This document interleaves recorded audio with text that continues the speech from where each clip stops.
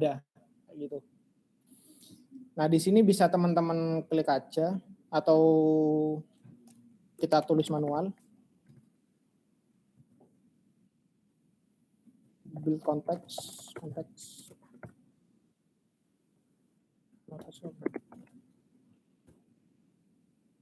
Nah, kayak gini. Nah, tapi cara yang barusan itu adalah cara rumit yang saya ajarkan. Cara simpelnya adalah kita cukup kalau pakai Android Studio teman-teman ya. Kita cukup ketikin aja. Jadi shortcutnya seperti itu. Tapi istilahnya sama sih, hasilnya sama.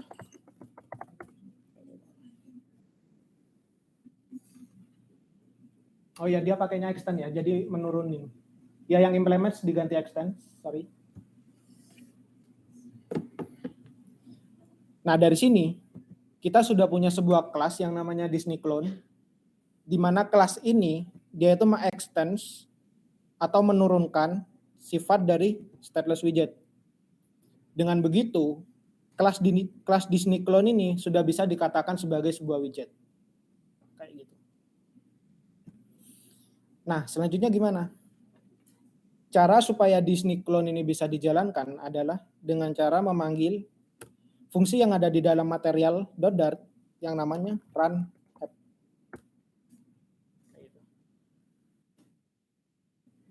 Parameternya apa?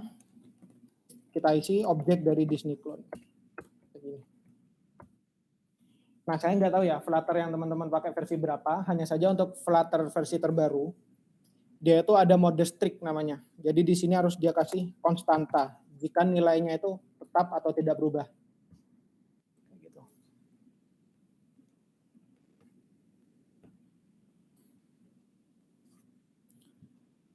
Nah, dari sini aplikasi Flutter kita sebenarnya sudah jadi.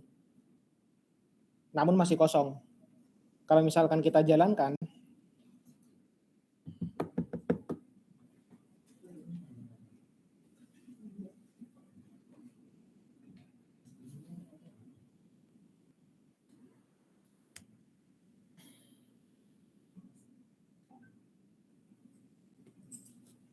oke, tampilannya hitam kosong. Kayak gini. Sebenarnya kita udah bikin aplikasi, cuman belum ada isinya. Gitu. Oke, sampai sini ada yang mau ditanyakan?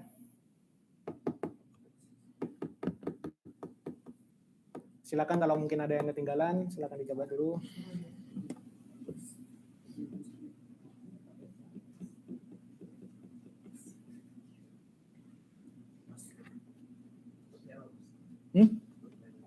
Itu. Astah. Sinjai itu.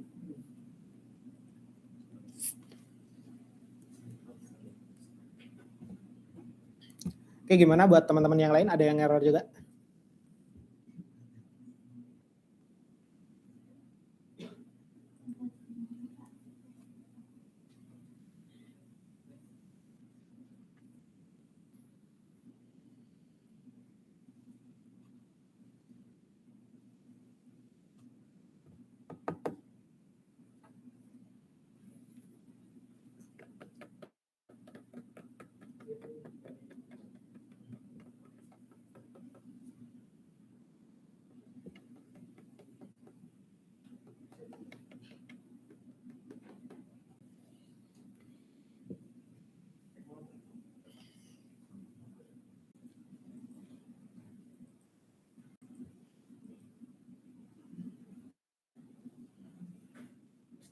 Bisa. Oke, gimana? Bisa dilanjut, teman-teman? Saya. Nah, setelah kita bikin satu buah kelas utama dari aplikasi kita, dari sini kita akan mengelola setiap halamannya. Dan supaya aplikasi kita ini bisa menerapkan apa yang sudah dijelaskan oleh material.io, kita perlu menambahkan sebuah widget dasar di sini atau fondasi dasar untuk aplikasi kita yang namanya material app. Jadi pada metode build bagian return baris 12 itu diganti return material app. Kayak gitu. Jadi material app ini adalah widget dasar atau pondasi yang dia merepresentasikan jika aplikasi kita ini akan mengadopsi konsep desain dari material. Kayak gitu. Nah, di dalam material apps, kita bisa ngasih title nih. Kalau misalkan teman-teman nanti build-nya pakai web, biar tampil di bagian tab browsernya, itu kita kasih title di sini, misalkan Disney Clone.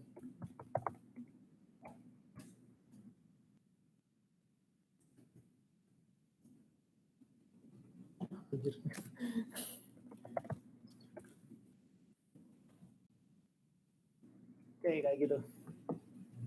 Nah, yang bagian ini, konstanta ini nggak wajib. Cuman kalau misalkan teman-teman terganggu dengan garis-garis bawahnya itu kasih aja konstanta. Nggak apa-apa.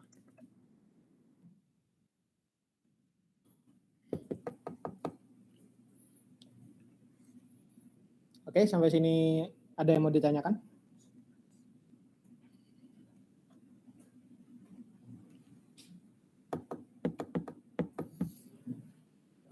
Oke.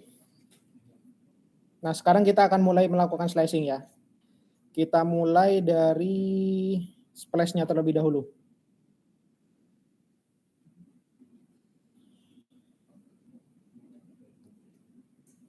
Nah, kalau bisa teman-teman silakan buka terlebih dahulu Figma yang kemarin udah dibikin. Karena kita akan melakukan ekspor SVG terhadap komponen ini. Jadi silakan teman-teman buka dulu Figma-nya.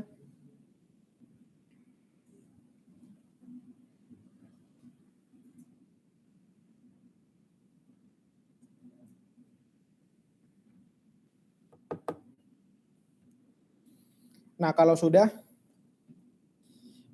silakan teman-teman ke prototype, kemudian ke splash screen. Yang Disney Hotstar ini diklik terlebih dahulu, kemudian di bagian propertinya ini ada yang namanya export. Jadi pilihnya export SVG di sini. Nah, kalau sudah, ya tinggal diklik export aja.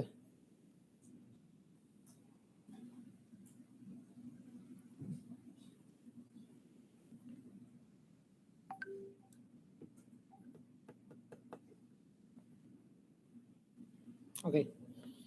Nah, nanti dia akan otomatis terdownload ya. Dan nama frame50.svg ini sesuai dengan nama yang ada di sini, yang ada di bagian komponennya sini.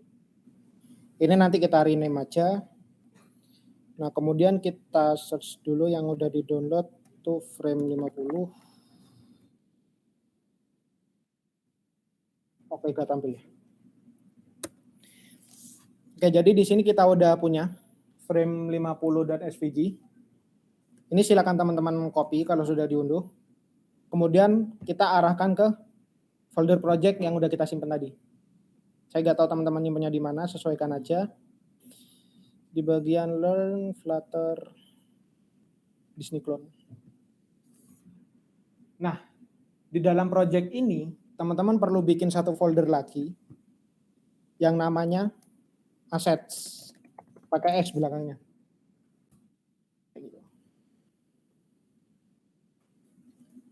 Nah, kalau sudah, baru SVG tadi kita simpan di sini.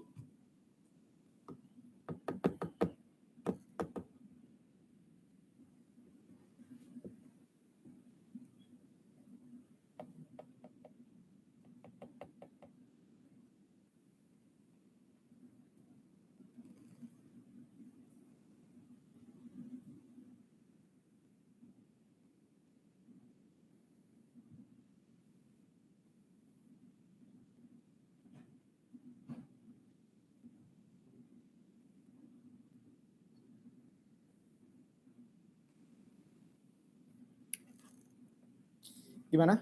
Sudah? Ya. PNG boleh sebenarnya, cuman nanti kalau misalkan dia dijalankan ke device yang lebih besar biasanya ngeblur atau pecah. Jadi kalau SVG dia itu bisa menyesuaikan. Kalau bisa ekspornya SVG aja.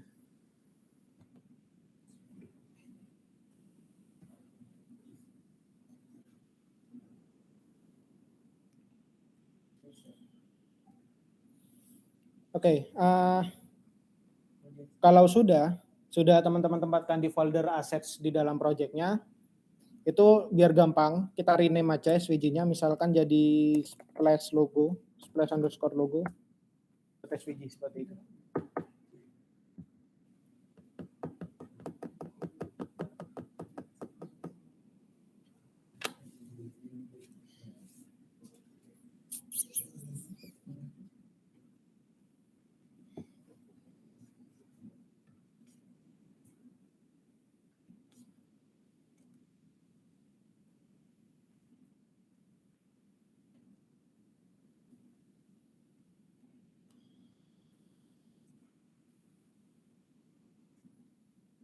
Gimana sampai sini?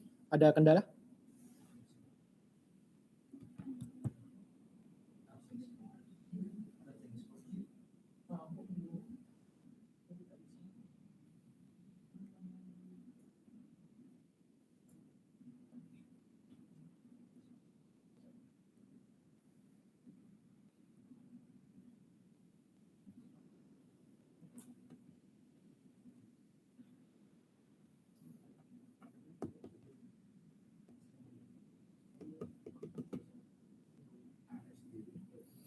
Oke, saya lanjut ya. Nah, setelah kita udah punya SVG di sini, kita perlu mendaftarkan apa yang ada di dalam folder aset supaya bisa dibaca oleh projectnya. Caranya gimana? Di bagian project itu teman-teman punya yang namanya pubspec.yml ini. Nah, jadi file pubspec.yml ini dia itu akan menyimpan package apa aja yang teman-teman gunakan, aset apa aja yang juga teman-teman gunakan. Kayak gitu. Nah, di sini kalau teman-teman scroll agak ke bawah, dia itu udah ada template di bagian ini. To add assets to your application. Bagian ini. Nah, ini bisa teman-teman uncomment aja. Nah, hanya saja pubspec.yml ini dia itu sifatnya hampir sama kayak Python. Jadi indentasinya itu sangat berpengaruh. Ini teman-teman hapus 1 kali spasi, bawahnya juga 1 kali spasi. Yang ini kita nggak pakai. Cukup 1 aja. Nah, supaya apa yang ada di dalam folder aset itu bisa dibaca, kita daftarkannya di sini. Begini aja. Dengan kita nggak mengisi part selanjutnya, otomatis semua yang ada di folder aset itu terdaftar. Kayak gitu. Setelah selesai, kita jalankan publisher.get. Ini pubget di atas. Kita jalanin aja. Kalau sudah selesai, baru deh kita bisa panggil apa yang ada di folder aset. Hanya saja, untuk meload sebuah SVG itu kita butuh yang namanya third party package atau package pihak ketiga. Jadi kalau teman-teman udah buka browser, silakan teman-teman ke pub.dev.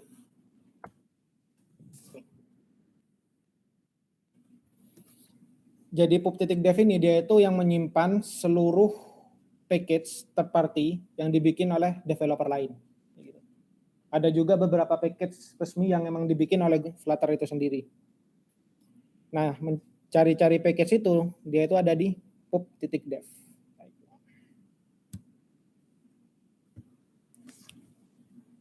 Nah, untuk melakukan loading SVG, yang kita perlukan itu adalah Flutter SVG namanya. Yang ini. Nah, seberapa bagus package yang akan kita gunakan, itu bisa kita lihat dari jumlah like dan juga publisher point-nya. Jadi semakin tinggi yang jumlah like-nya dan juga publisher points, itu otomatis package yang akan kita gunakan itu benar-benar bagus dan disukai oleh banyak orang. Apalagi jika di sini ada badge yang namanya Flutter Favorit. Jadi ini teman-teman klik terlebih dahulu. Nanti bakal muncul halaman detail package-nya, bagaimana cara kita menggunakan package-nya.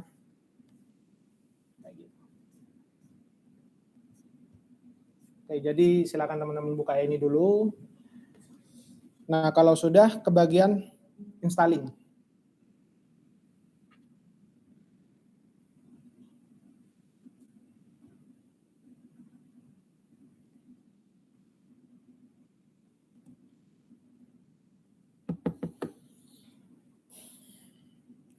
Nah, di bagian installing ini ada beberapa cara untuk menambah package-nya.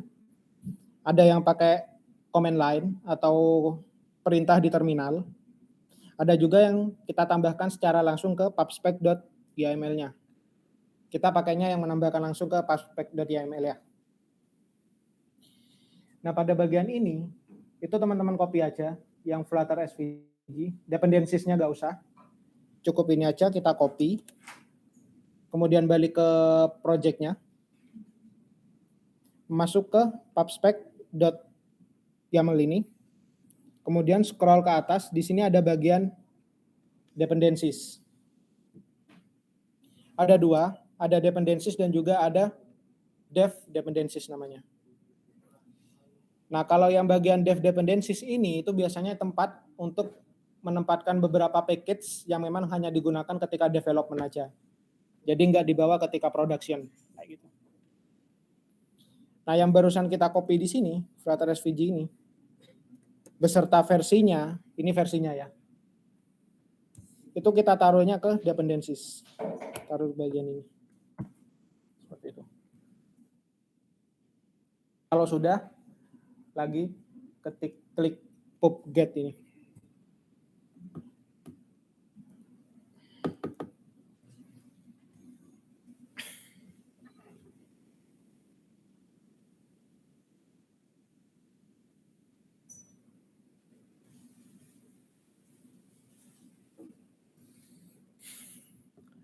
Gimana? Ada kendala buat penambahan third party package ini?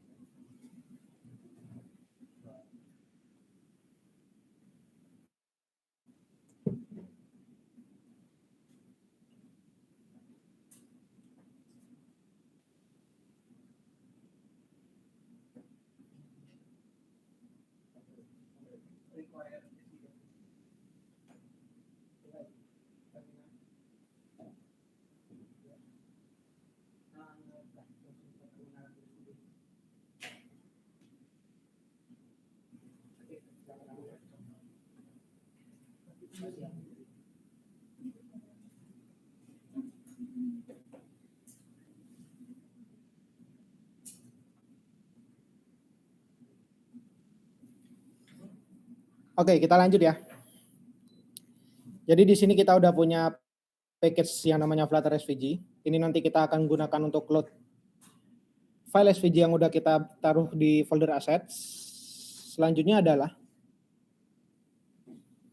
supaya kode kita rapi, pastikan teman-teman memisahkan semua source code pada setiap halaman. Jadi kita akan mulai untuk slicing di bagian splash. Jadi kita bikin yang namanya file di bagian lib, klik kanan, new Dart file. Nah, di sini kasih nama sesuai dengan nama halamannya. Misalkan di sini splash_page. Kayak gitu. Nah, untuk nama filenya, pastikan semua itu lowercase dan juga nggak ada spasi. Kalaupun ada spasi itu ganti garis bawah underscore namanya. Nah, penamaan file ini itu memang sudah diatur oleh Google sendiri. Dan di sini kalau teman-teman pengen tahu best practice-nya ngoding Dart itu kayak gimana, ada yang namanya Dart Effective Style.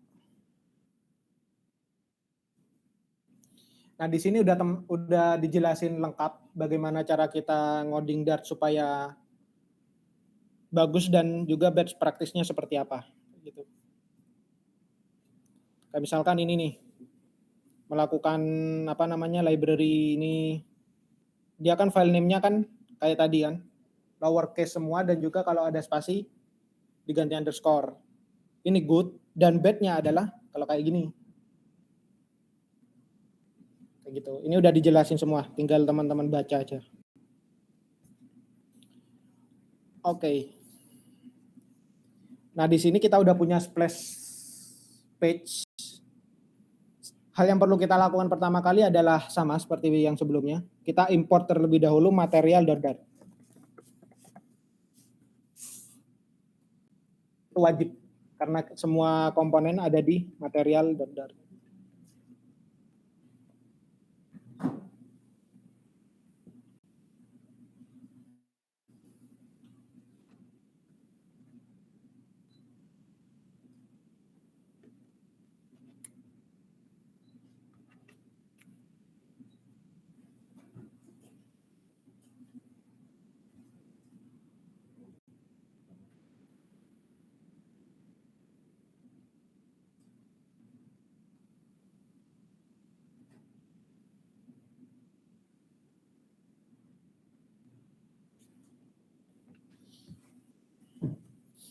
Oke.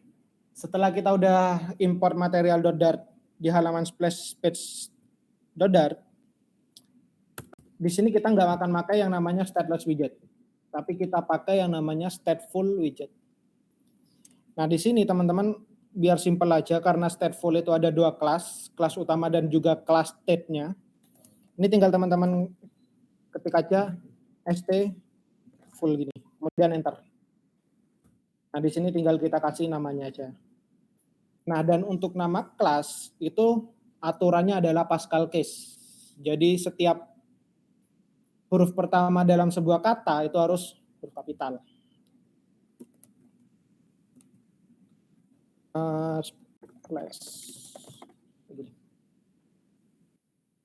Nah, untuk stateful widget dia itu ada dua kelas. Jadi ada kelas utama itu dan juga ada kelas yang namanya kelas state-nya. Kayak gitu. Nah, dari sini ada yang mau ditanyakan terlebih dahulu?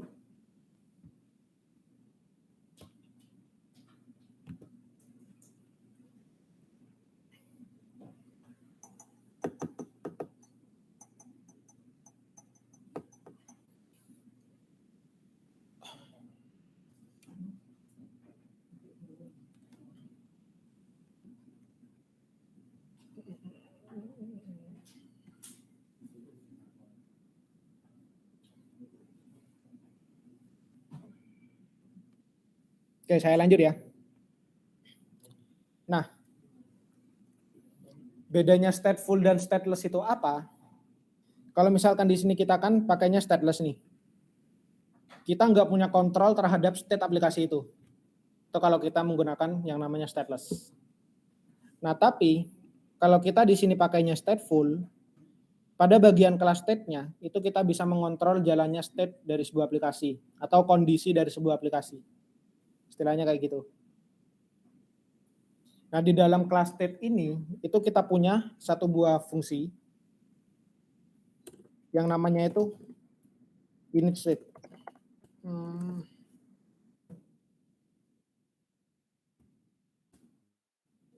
Init state. Nah, ini.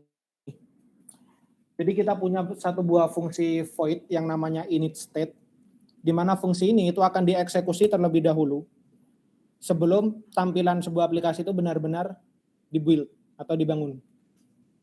Ini kita pindah ke atas saja biar lebih enak.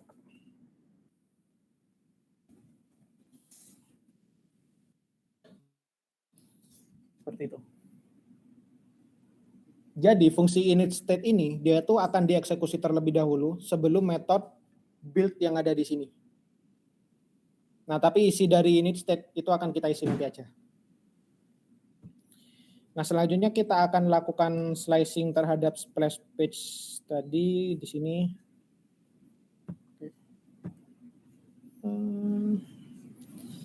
Oke, jadi kita pertama kan yang pasti kita punya sebuah background gradient antara warna biru ini sampai semakin ke atas semakin gelap. Nah, untuk bikin sebuah gradient seperti ini, oh ya sorry, ada yang belum saya sampaikan. Coba gini deh. Jadi di bagian build pada splash page ini kan dia mereturn sebuah widget yang namanya container. Nah, container ini dia itu punya properti, bahkan setiap widget itu punya properti yang namanya child. Atau apa ya, kalau bahasa Inggrisnya kan anak. Kalau widget apa ya? Ya, maybe turunan lah. Atau sebuah widget yang dibungkus oleh widget itulah. Gitu.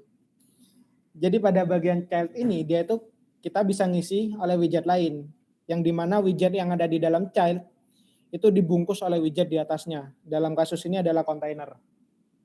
Gitu. Dan di sini kita isi misalkan text, kita punya widget yang namanya text,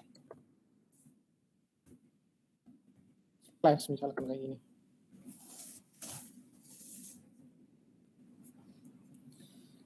Nah, tapi splash page ini nggak bakal tampil di aplikasinya.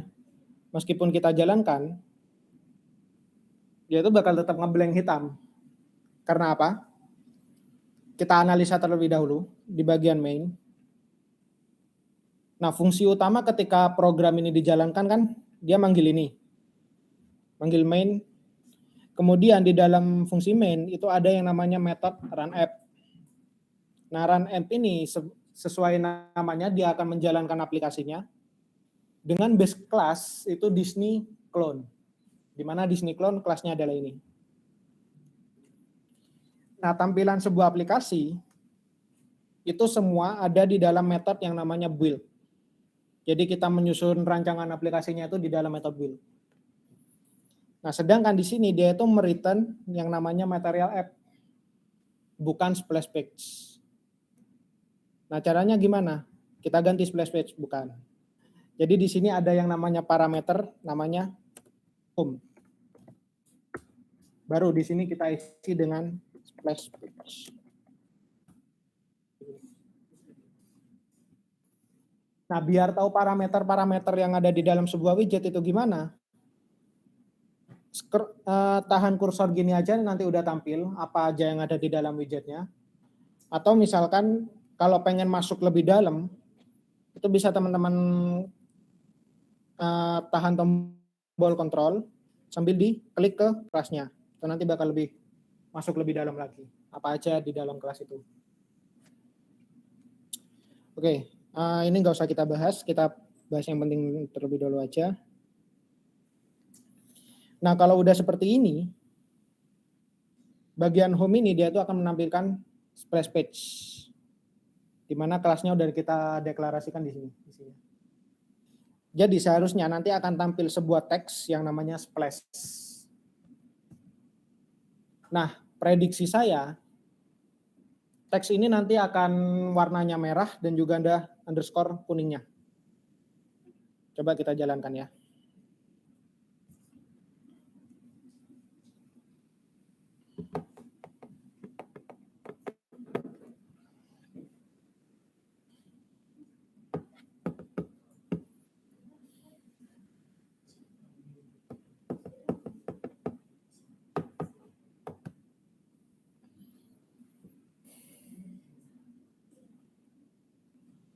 Oke, kayak gitu tampilnya.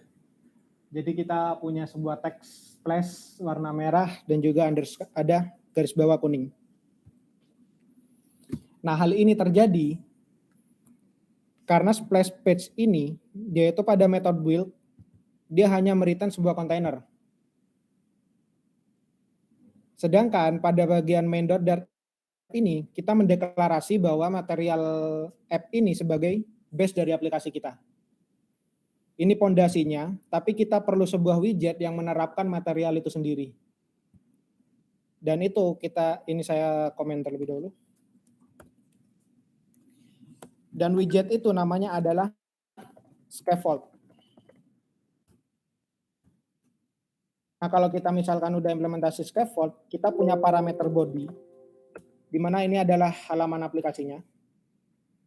Saya copy bagian kontainer ini tadi ke sini.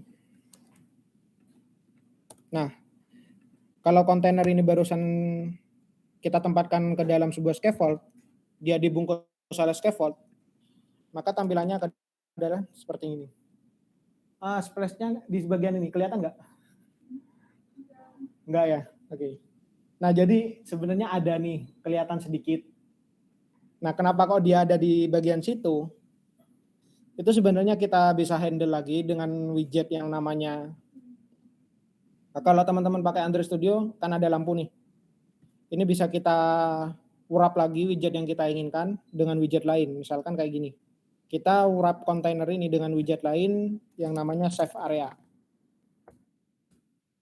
Nah, dengan begitu save area ini fungsinya akan meng-avoid atau menghindari bagian-bagian dari device yang rawan. Salah satunya adalah ini apa namanya ya? Ya pokoknya bagian jam, baterai dan sinyal segala macam, sama seperti tombol home mungkin yang ada di sini. Itu bakal dihindari oleh save area. Jadi kalau kita save,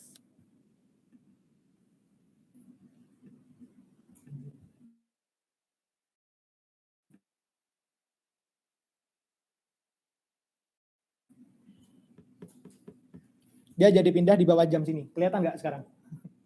Nah, jadi itulah fungsi dari save area. Dia akan menghindari bagian-bagian yang rawan. Tapi save area nggak akan kita gunakan sekarang.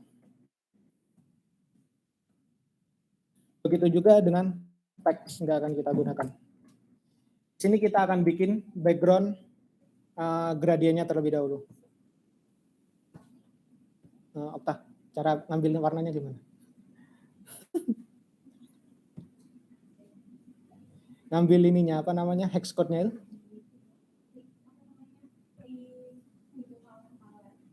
Hah? Ini.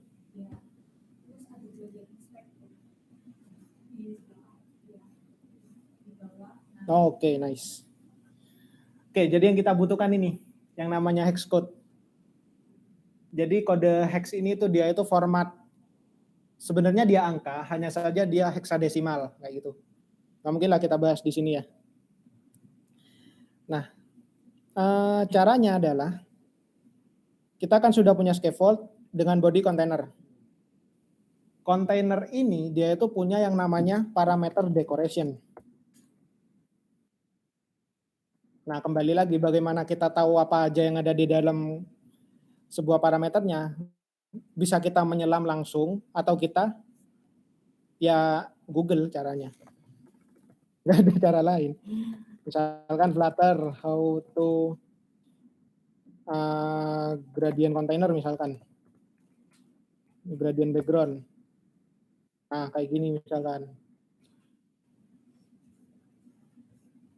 Ya udah gitu caranya, googling aja. Nah, jadi pada bagian kontainer, di sini kita punya yang namanya parameter decoration. Kalau kita cek, dia itu minta sebuah kelas decoration. Coba kita kasih decoration di sini. Decoration. Bakal error. Kenapa? Karena decoration ini kalau kita menyelam lebih jauh, dia itu sebuah abstract class. Nah, saya harap teman-teman udah paham dalam mengenai object oriented programming. Jadi sebuah kelas abstrak itu adalah sebuah kelas yang nggak diizinkan memiliki sebuah objek atau instance. Itu ya. Nah, jadi decoration ini nggak bisa kita sama dengan decoration ini. Kita harus mencari kelas turunan yang mengimplementasi decoration ini. Kita punya yang namanya box decoration. Nah, kalau kita menyelam lebih jauh, box decoration ini pasti akan mengimplement atau ekstensi kelas abstrak yang tadi. Kayak gitu. Nah, caranya teman-teman belajar gimana caranya jadi benar-benar expert dalam dunia pemrograman, itu caranya gitu. Jadi kita nggak bisa lihat kulitnya aja, kita harus nyelam lebih jauh. Tapi itu nantilah. Kayak gitu. Oke, jadi kita udah punya decoration nih untuk kontainer. Kalau kita reload ya gak ada yang berubah. Nah, balik lagi kita analisa lagi. Box decoration ini punya apa aja sih? Kita masuk ke dalamnya. Di sini kita punya ya color, image, border, dan kita juga punya gradient di sini. Ya. Jadi di sini kita bisa kasih yang namanya gradient.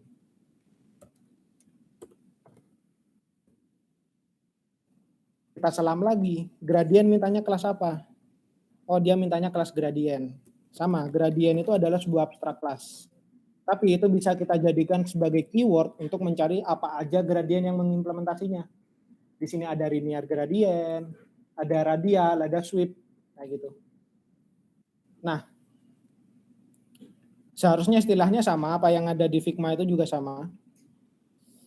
Gradient yang seperti splash page ini, dia itu namanya linear. Jadi dari atas ke bawah atau dari arah manapun, itu linear. Nah, di sini kita pakainya linear gradient.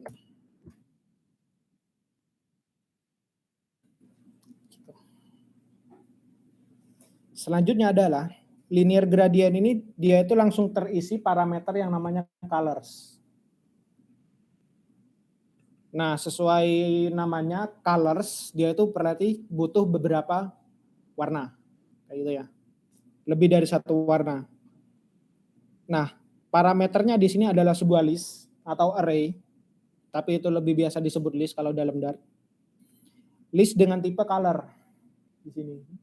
Jadi di sini kita bisa isi. Oke, saya mau tanya, biasanya array pakai tanda apa? Kurung siku.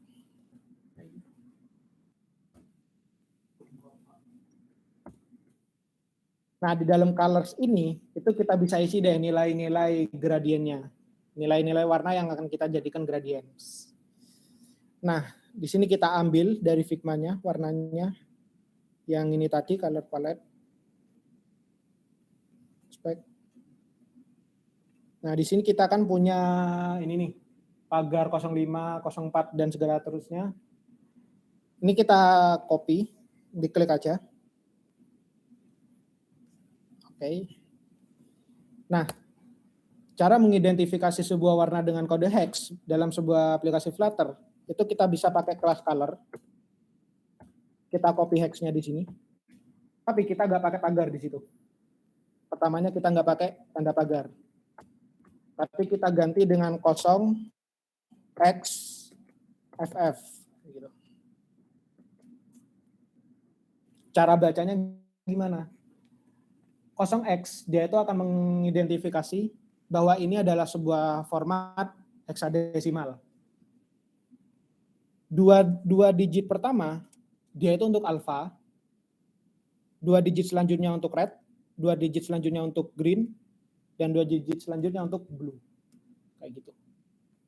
Nah, FF, kalau teman-teman belajar kan heksadesimal itu dari 0, 0, 9, A, B, C sampai F kan. Nah, FF di sini itu berarti alfanya 100%. Nilai alfa tahuannya. Atau apa ya, opacity. Ya, itulah. Jadi FF itu 100% alfanya. Begitu juga untuk red, green, blue. Kita tambahkan lagi untuk warna keduanya. Kita ambil yang ini. Caranya sama.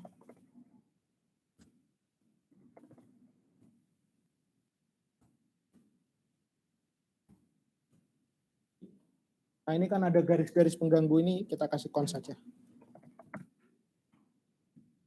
Nah, kalau kita save, seharusnya gradiennya udah jadi. Hanya saja kan dia dari kiri ke kanan. Nah, biar dari atas ke bawah, karena kan warna pertama yang kita identifikasi di sini warna hitamnya, berarti dari atas ke bawah, kita selami lagi.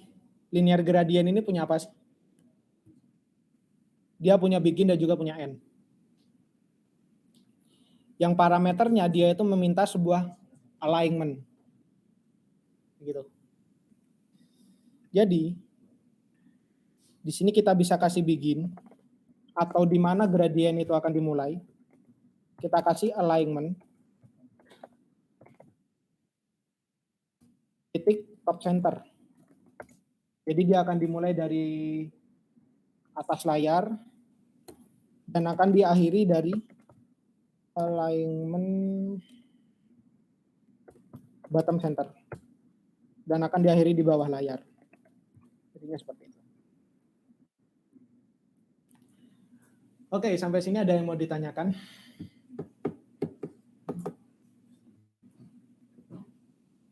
Iya, ini baru splash-nya aja, kita belum bikin list filmnya.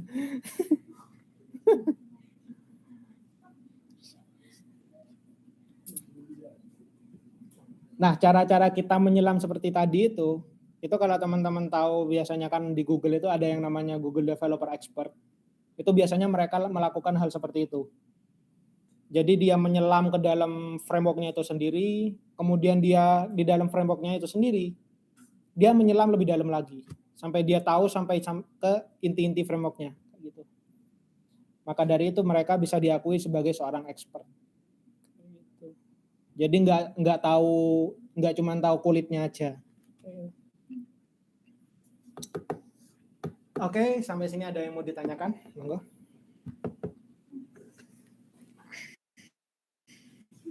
Memang perjalanan kita masih panjang. Cukup gak, Bir? Bir? Cukup gak katanya?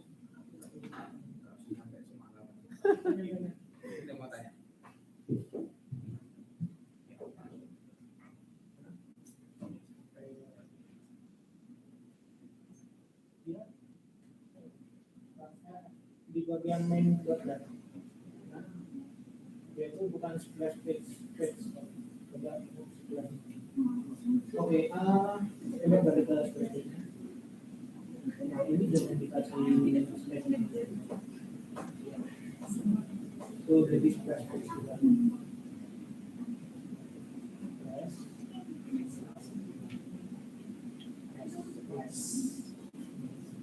Ya, ini sama ini dari sesuatu.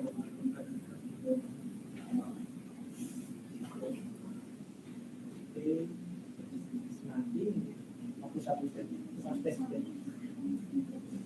luasnya bawah, nah itu satu aja. Ini pindah ke sini, itu splash, kalau ada mesinnya itu berarti gitu. Itu kasih itu, reaksi bisa dibuat.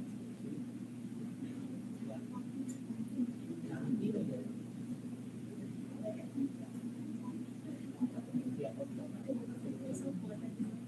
Jadi splash.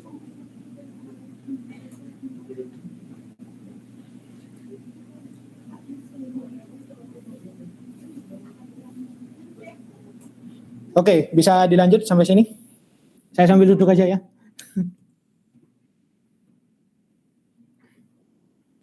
Oke, jadi kita udah bikin background gradient nih. Nah, selanjutnya kita akan menampilkan si ininya, logo Disney-nya. Nah, kita kan udah punya SVG-nya tadi tuh, yang kita simpan ke folder aset. Nah, kemudian kita jadikan si SVG ini adalah sebuah child dari kontainer yang kita punya di sini. Jadi kita bikin child di sini. Nah, kita baru di sini kita gunakan third party framework yang udah, third party package yang udah kita unduh barusan. Caranya adalah kita panggil kelas SVG picture titik aset. Kemudian baru deh di sini nama asetnya misalkan flash_logo titik SVG. Aset foldernya juga ikut ya di sini ya. Aset flash logo SVG.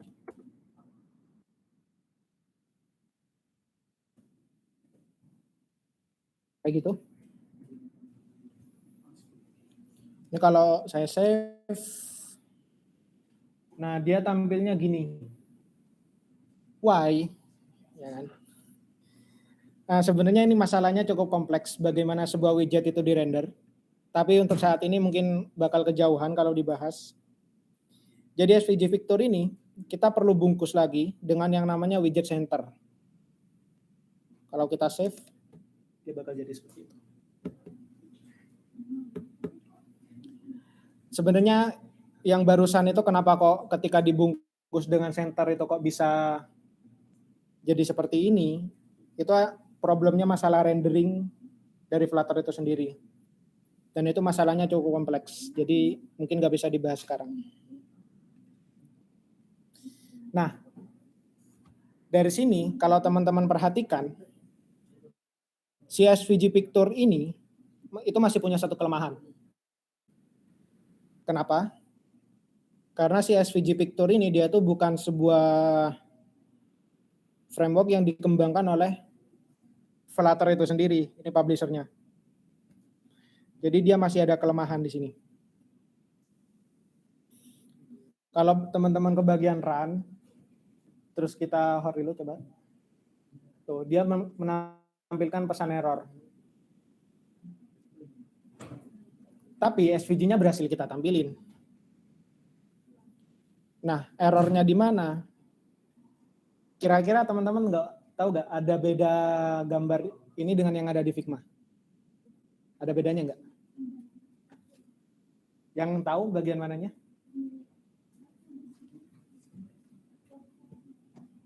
Di mana? Yang kenceng, yang kenceng.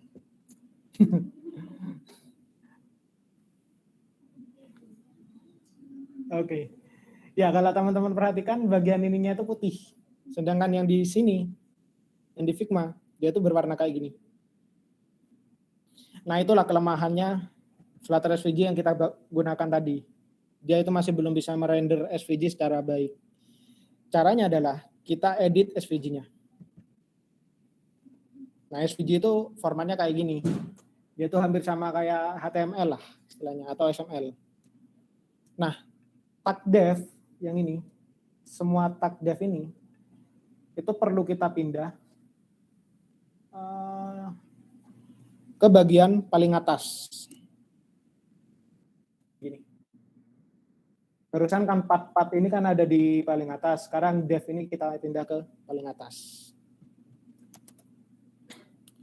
Nah, karena kita melakukan edit secara eksternal, kita perlu melakukan yang namanya hot reload. Sekarang jadinya berwarna. Seperti itu.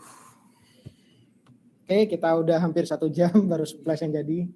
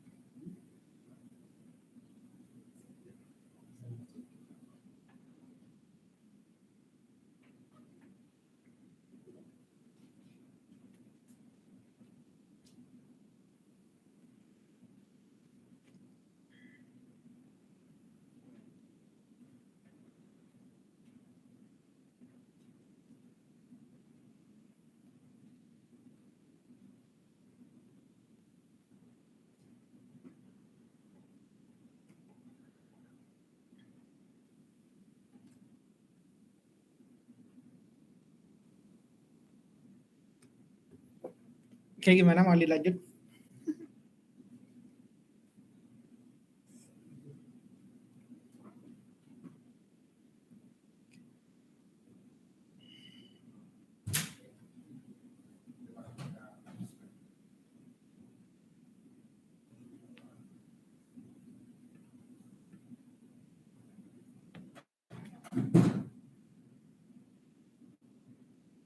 Kita ekspor SVG.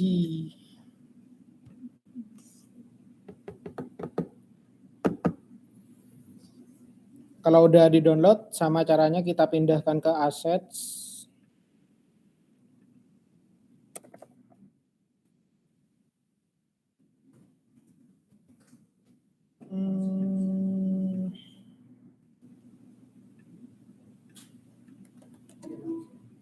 Nah, di sini saya ganti app bar logo.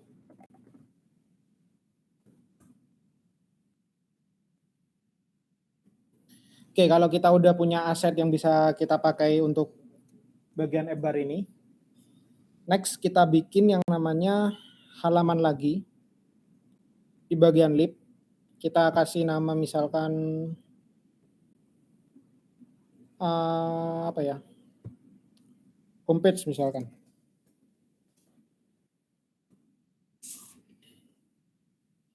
Nah, sebenarnya kalau misalkan kita mau fungsikan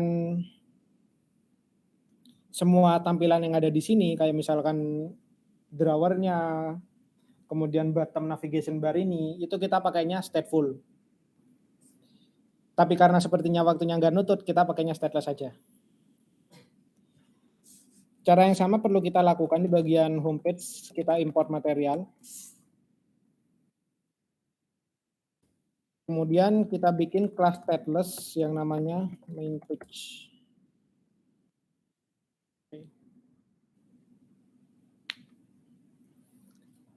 Nah, sebagai placeholder, kita bikin terlebih dahulu scaffold. Kemudian kita kasih body, container. Kemudian dari container itu kita isi dengan teks. Center dulu deh. Biar ada di tengah-tengah ya. File, text,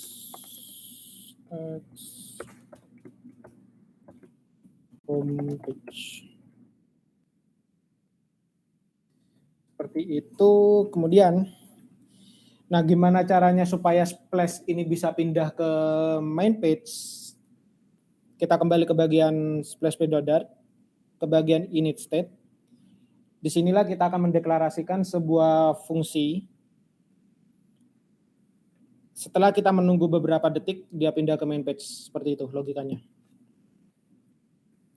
Nah, sebenarnya ada beberapa cara. Bisa teman-teman jadikan fungsi init state ini sebagai fungsi asinkronus, yang nantinya dia itu akan menunggu beberapa detik. Tapi Flutter sudah menyediakan kita yang namanya timer. Nah, timer ini dia itu minta sebuah durasi. Setelah durasi itu selesai, dia itu akan mengeksekusi metode callback yang ada di sini. Nah, durasi ini kita nggak bisa isi angka seperti ini. Jadi kita itu punya sebuah, bukan widget ya kalau durasi. Sebuah kelas mungkin, sebuah kelas yang namanya duration. Nah, duration ini punya banyak parameter yang itu ya ada days, hari, hours, minute, dan segala macam. Ya kalau misalkan teman-teman pengen bikin setelah 1 hari dia baru ngelewatin splash, ya kasih days aja di sini. Gitu. Atau mungkin 3 hari baru ngelewatin splash, kasih days. Tapi karena kita pengennya cukup misalkan 3 detik aja, kita kasihnya seconds. Kelamaan soalnya kalau days.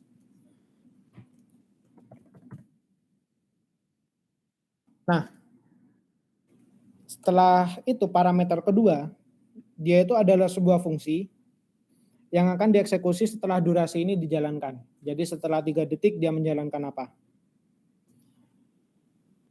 Oke. Dari sini kita akan melakukan sebuah routing namanya perpindahan antar halaman. Itu kita bisa pakai yang namanya navigator.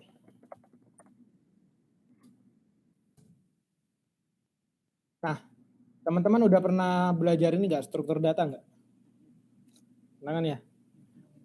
Oke, jadi di dalam struktur data itu kan ada yang namanya stack, ada push, ada pop.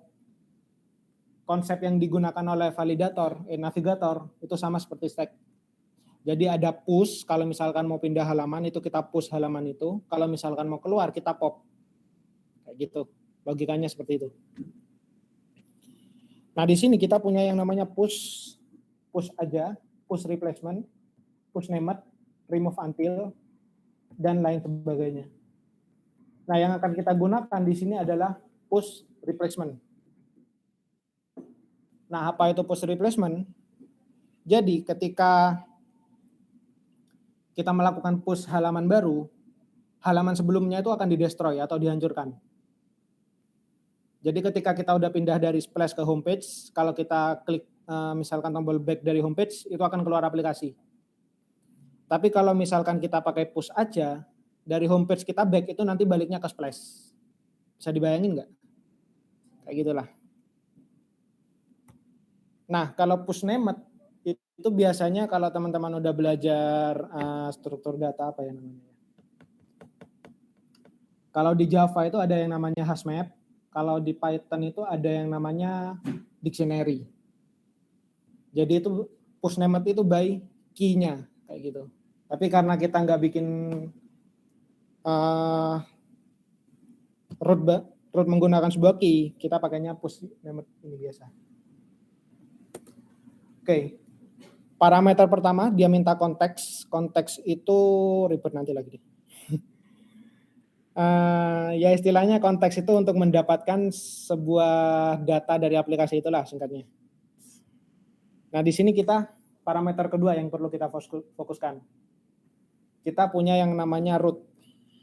Nah root ini pada Flutter itu kita mintanya menggunakan material packroots.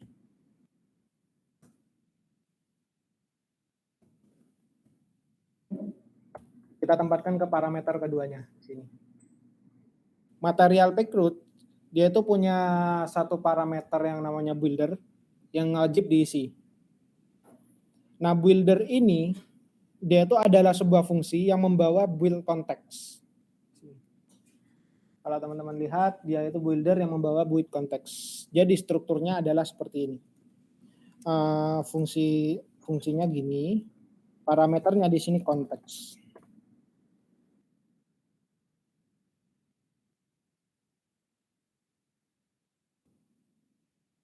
Nah, kayak gini.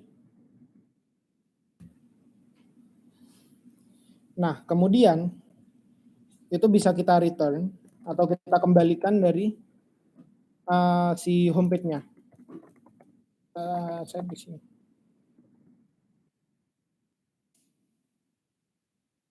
Sorry, salah nama kelas ya.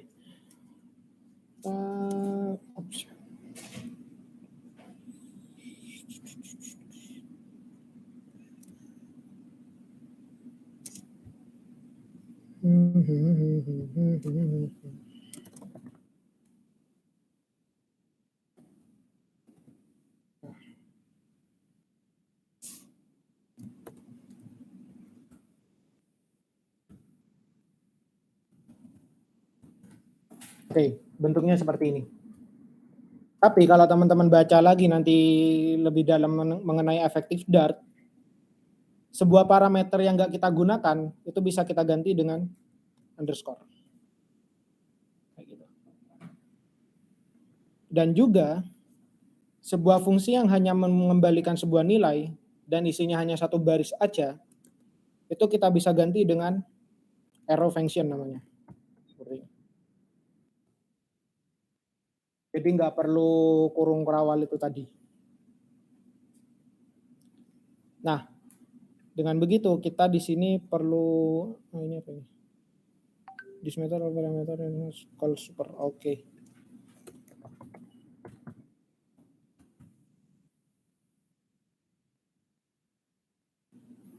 Nah, di sini saya lakukan hot reload. Seharusnya setelah 3 detik dia akan pindah. Kayak gitu. Coba saya reload lagi, setelah 3 detik pindah ke main page. Gitu. Oke, sampai sini ada yang mau ditanyakan lagi? Kayaknya jauh, Fir.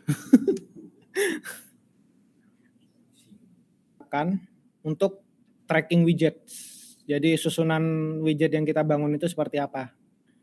Itu bisa kita track menggunakan ini. Jadi ukuran width-nya berapa, height-nya berapa. Kemudian misalkan kalau kayak teks ini dia itu ukuran teksnya berapa, ukuran parent dari teksnya itu berapa, jarak antar ininya apa namanya? Jarak atasnya berapa, jarak kirinya berapa, itu bisa Pak teman-teman pakai yang namanya Flutter Inspector. Dan Flutter Inspector ini, mungkin saya tunjukkan satu video deh.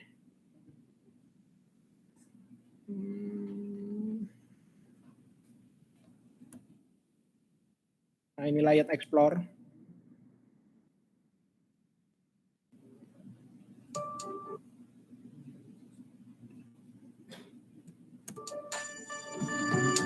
Hi, I'm Albertus, a software engineering intern on the Flutter team.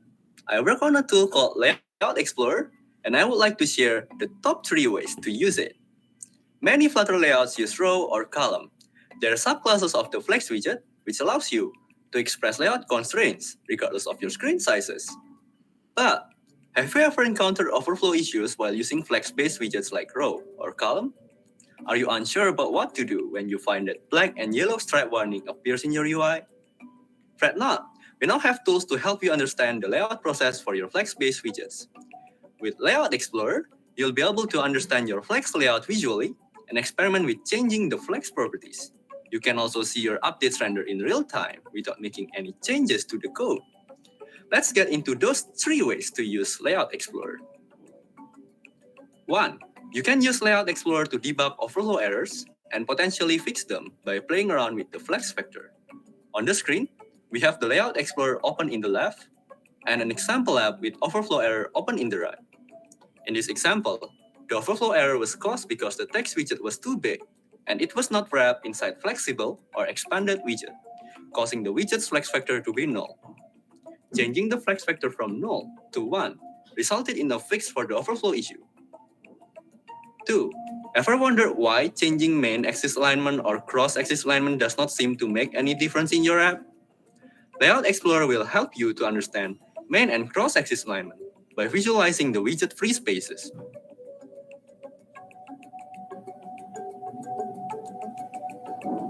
3. Do you want your UI to be responsive, but you're unsure about using expanded or flexible widget? With Layout Explorer, you can explore the difference between those two by playing around with the flex width property. That was a very quick look at the Layout Explorer and how you can use it to understand the layout process for your widgets better. You can try out Layout Explorer in Dart DevTools, and it's available now in the latest version of Flutter. For more documentation on the Layout Explorer and trying out Flutter yourself, head over to flutter.dev. Nah, teman-teman juga bisa subscribe YouTube-nya Flutter kalau pengen tahu widget-widget yang lagi hype pada saat itu. Dan fun fact-nya, Alberto Sangga ini orang Jember loh. Ngeri. Lanjut, Fir. Oke.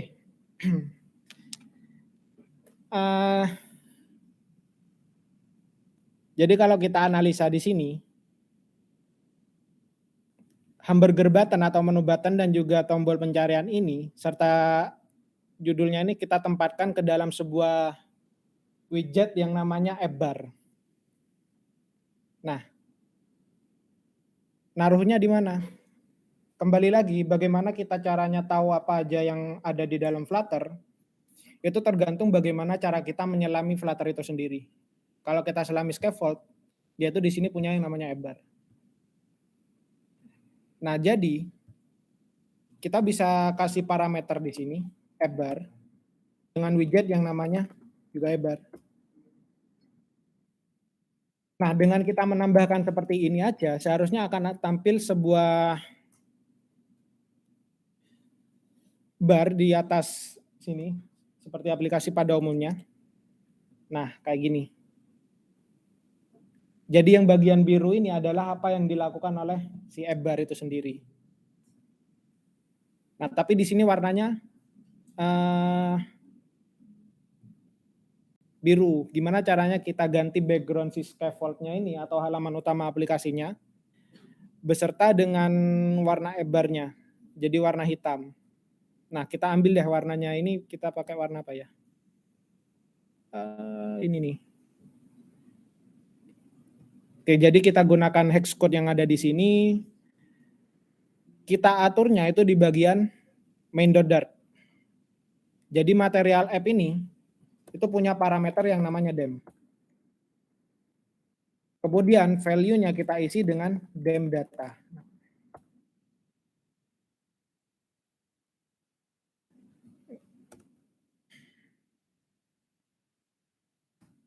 Oke, kalau teman-teman barusan dem datanya error, kalau di bagian return itu ada konstanta atau cons, itu dihapus saja. Nah, supaya bar-nya ini bisa berubah jadi warna hitam, dem data ini punya apa? Dia itu punya kebanyakan ya. Oke. Dia itu punya yang namanya bar dem. Nah, kemudian dari bar dem ini, dia itu kita bisa isi dengan sebuah objek dari kelas bar dem juga, namanya sama.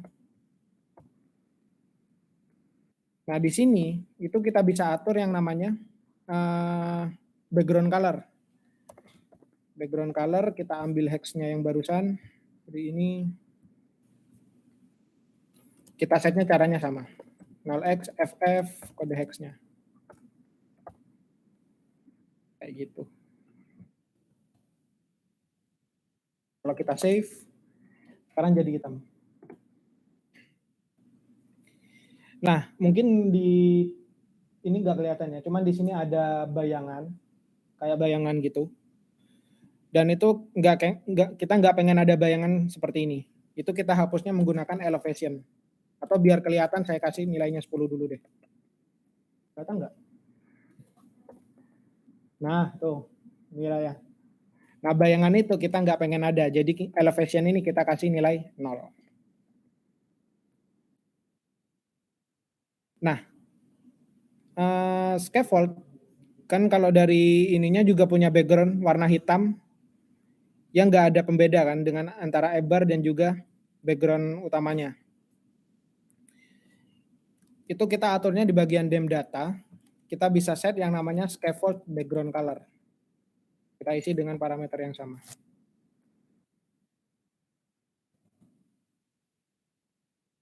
Jadinya dia hitam.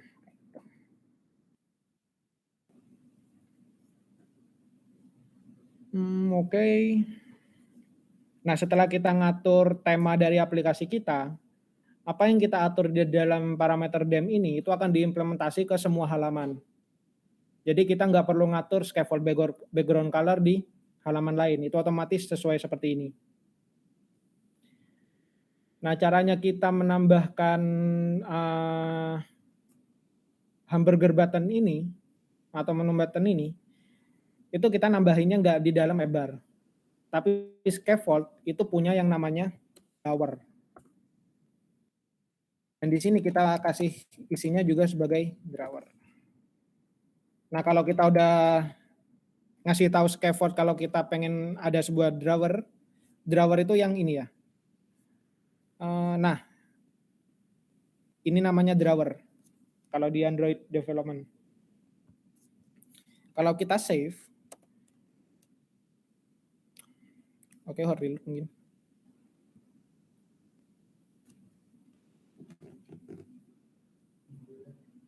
Nah, dia jadi ada tombol menu di sini. Dan ini udah bisa langsung kita klik. Nanti muncul menunya seperti itu. Nah, baru deh di dalam drawer ini kita susun sedemikian rupa sampai seperti ini. Kayaknya nggak cukup deh waktunya. Oke. Nah, selanjutnya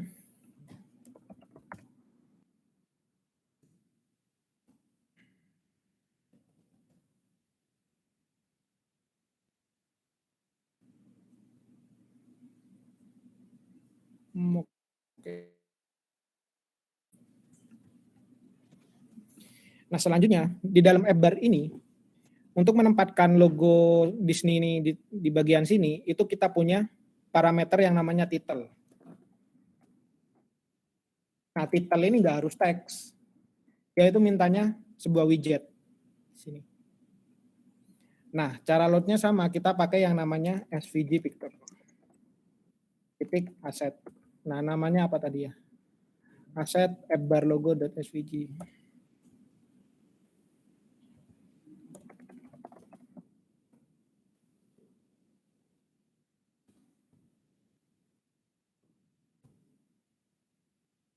Oke. Nah, ini sepertinya sama, dev-nya kita harus pindah.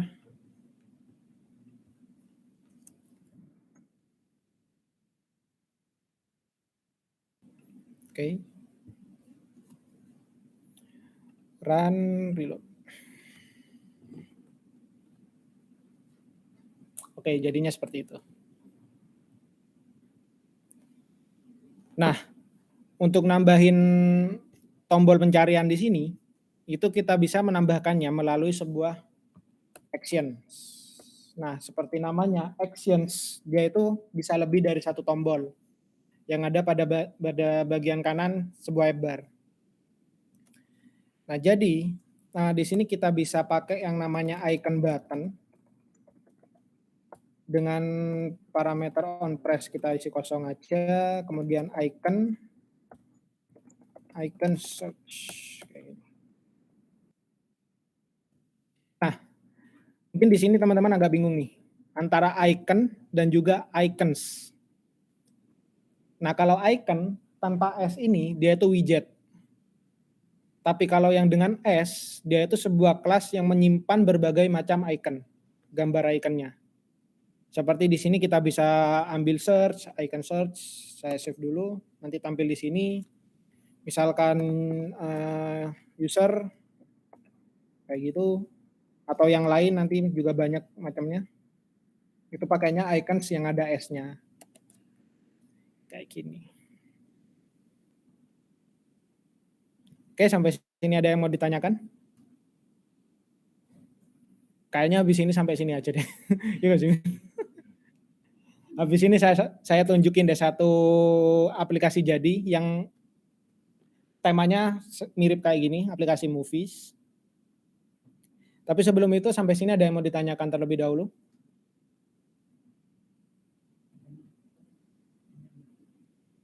Oke, nggak ada ya. Tidak, kalau nggak ada saya tunjukin satu aplikasi.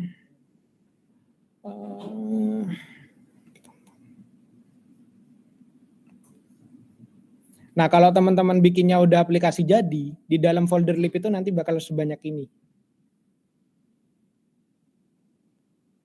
Ini hanya untuk lib. Itu kalau benar-benar jadi sebuah aplikasi. Nah, itu saya bagian main. Coba tahan.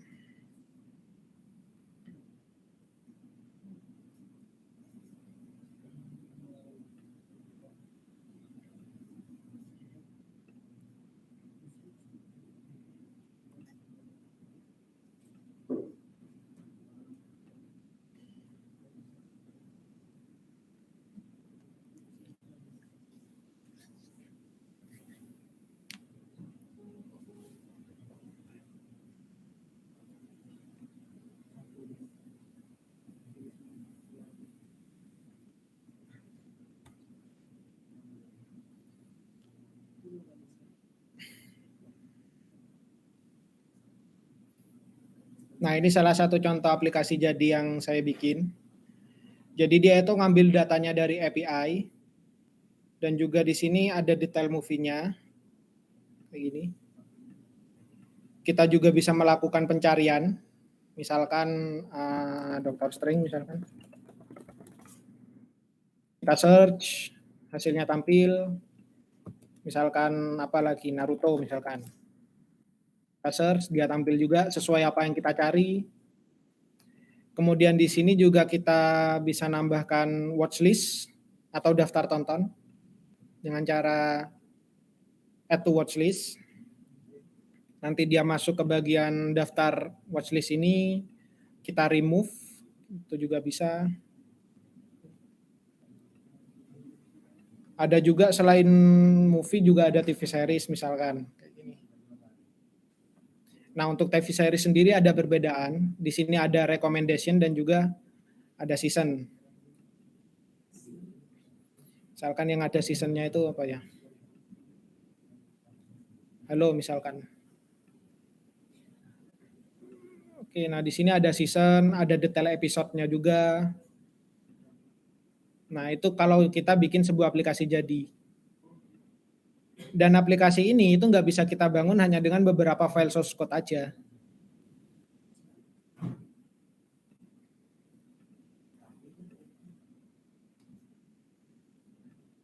Jadi ini bagian page ini fokus untuk halaman-halamannya. Kemudian provider ini untuk yang namanya state manajemennya. Widgets ini dia itu untuk custom widget yang reusable. Kayak gitu. Nah, dan selain itu, kita juga punya yang namanya, kalau teman-teman pengen tahu apa yang bisa dilakukan di folder test, dia itu isinya kan unit test, tapi Flutter itu juga punya yang namanya integration test. Jadi itu kita bisa jalankan dengan Flutter, driver, target,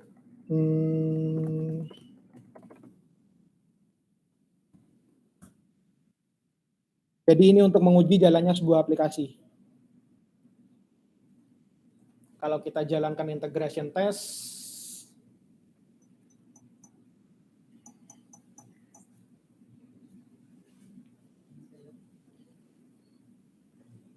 nanti aplikasinya bakal jalan sendiri tanpa dikontrol. Nah, gitu.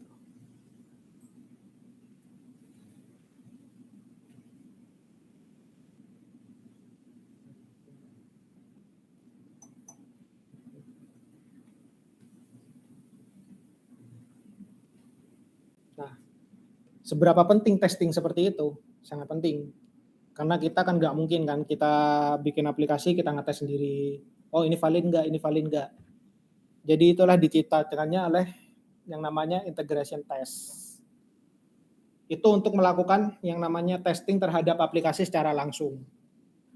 Tapi kalau misalkan kita untuk melakukan testing terhadap fungsi-fungsi, misalkan kalau 1 ditambah 1, dia itu harus mengembalikan nilai 2, jangan 3. Itu namanya unit testing. Itu kita bisa jalankan dengan Flutter test kayak gini. Tapi seluruh skenario testing itu perlu kita tulis sendiri. Apa yang perlu kita lakukan, apa yang perlu kita verifikasi, itu kita tulis sendiri. Kayak misalkan tadi itu yang otomatis jalan sendiri itu kita tulis seperti ini. Pakai Flutter driver.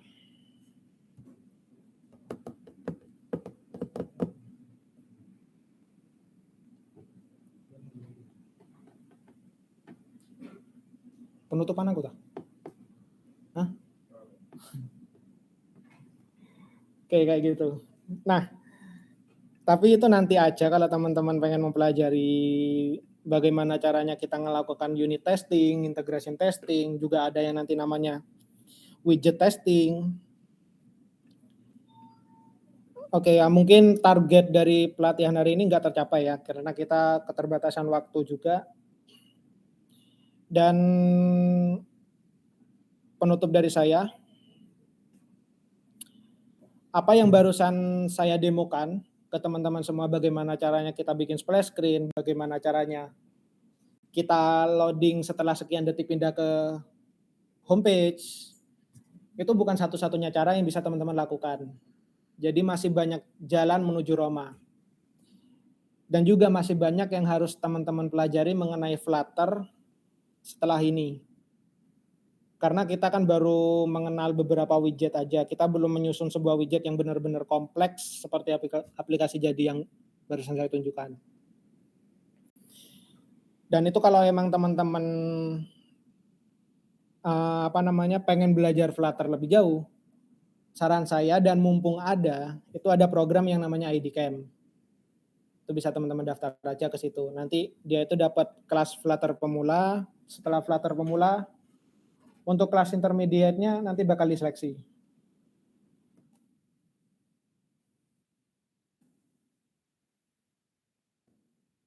Nah, bisa daftar langsung aja di sini.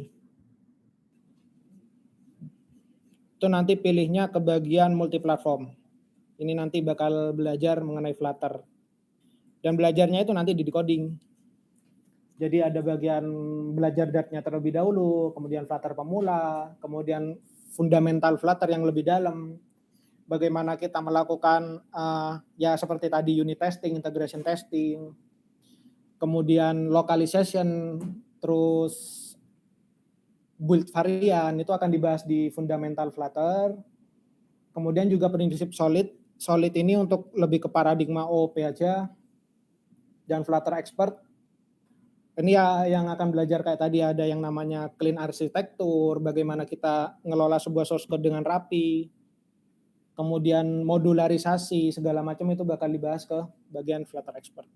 Dan kalau teman-teman beruntung, teman-teman bisa sampai ke Flutter Expert melalui ID Camp ini secara gratis. Dan ini saya bisa belajar sampai ke sini itu langganan, bayar.